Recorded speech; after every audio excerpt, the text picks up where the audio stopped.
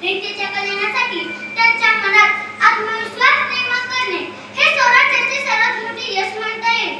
छत्रपती शिवाजी महाराजांनी स्वराज्याच्या भक्कम तत्वावर स्वराज्य निर्माण केले होते.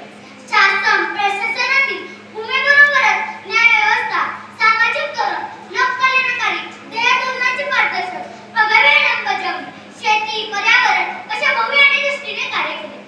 छत्रपती शिवाजी महाराजांचे स्वराज्य जगातील पहिली लोकशाही राज्य होते.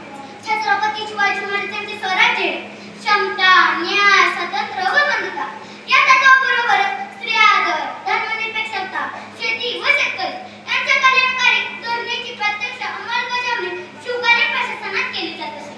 आज जर छत्रपती शिवाजी महाराज असते तर स्त्रियांना देवीचा दर्जा दिला असता. त्याबरोबर स्त्रियांचा जाती धर्माचा आदर केला असता. जातीभेद न मानता माणुसकीला महत्त्व दिले असते.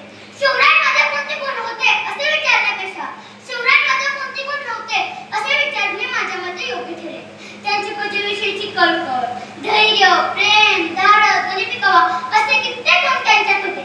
चांगल्यात चांगले, वाईटात वाईट असे होते छत्रपती शिवाजी महाराज. आणि छत्रपती शिवाजी महाराजांच्या शौर्याबद्दल जर बोलायचं झालं तर तोरणागड जिंकल्यापासून अफजल खानाचा वध, शाहिद खानाची फजिती, आग्रा सुटका असे कित्येक पराक्रम छत्रपती शिवाजी महाराजांनी गाजवले. आज जर छत्रपती शिवाजी महाराज असते तर म्हटले असते, राजमाता, राष्ट्रमाता जिजाऊ माँसाहेबांनी मला जन्म दिला, त्यांनी घडवलं, वाढवलं, उत्तम शिक्षण दिलं, समाजकारण, राजकारण, अर्थकारण, विज्ञानवादी ज्ञान दिले, त्यांनी संकटावर मात करण्यास शिकवलं. छत्रपती शिवाजी महाराजांचे विचार का महत्त्वाचे आहेत? कारण छत्रपती शिवाजी महाराजांच्या विचाराची ताकद काय करू शकते ते आपल्याला इथे वाचल्यावर आणि ऐकल्यावरच कळेल. छत्रपती शिवाजी महाराजांच्या विचारांचा वारसा आपल्याला पुढे घेऊन जायचा आहे.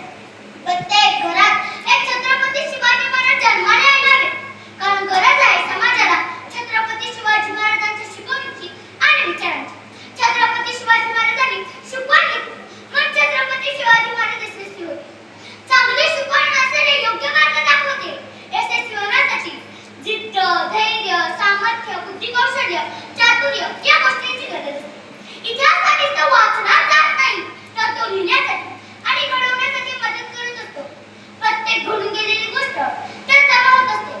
मग ती चांगली असो की वाईट, फक्त तुम्ही काय